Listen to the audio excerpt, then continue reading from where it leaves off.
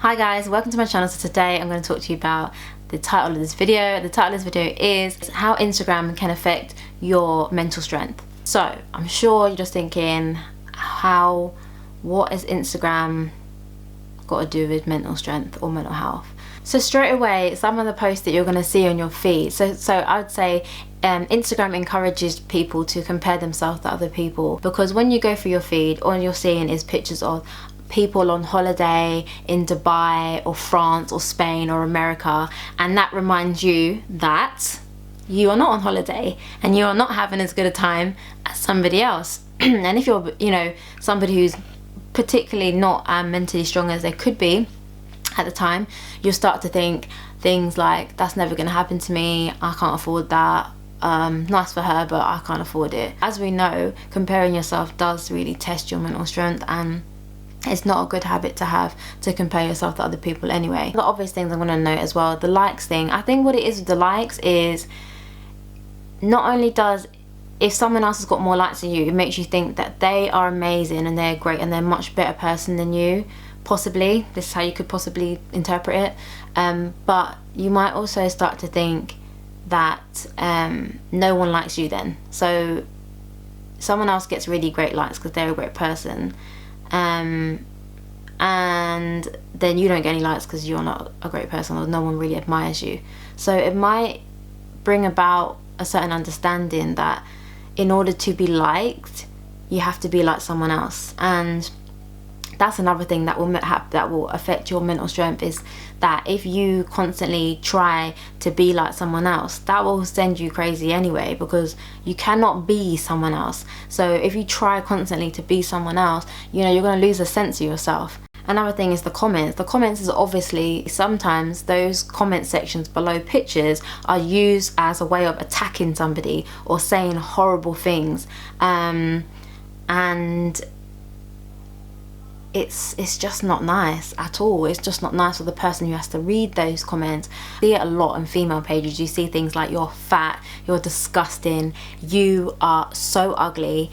You see things like, what is wrong with her edges. You just see the pettiest things in there as well, like what's up with her eyebrows, what lipstick, her foundation doesn't even match. So, and I think most people, they're able to shrug those things off, but once they start to become common and you see people ganging up and encouraging you, that's not good. That will definitely affect your mental health. Instagram is all about highlights, it's all about your best bits, and so unfortunately it does kind of create this kind of false reality of what's really going on. By all means, I think it's a great idea to have a page where it shows you your best bits, so you can constantly look back and look at your memories and reflect on the great times. But unfortunately, when you constantly see on your feed, I think as a viewer of all this content, it can start to look like other people just have so much better lives than you, Instagram should be inspiring. It should be motivational, it should be inspiring. So if you feel like the people that are on your feed, they're not inspirational or not inspiring, unfollow them. Unfollow them. If they're not giving you any value, unfollow them. Instagram obviously as well, it can highlight your insecurities as a person. So it's one of those apps where everyone's perfect looking as well. Everyone's very perfect looking because everyone only uploads the best of themselves. And if your insecurity is that you're slightly, you've got a little bit more extra weight on you that you don't want to have, and you see all these really fit Instagram girls on Instagram, then obviously it may tap into some of your insecurities.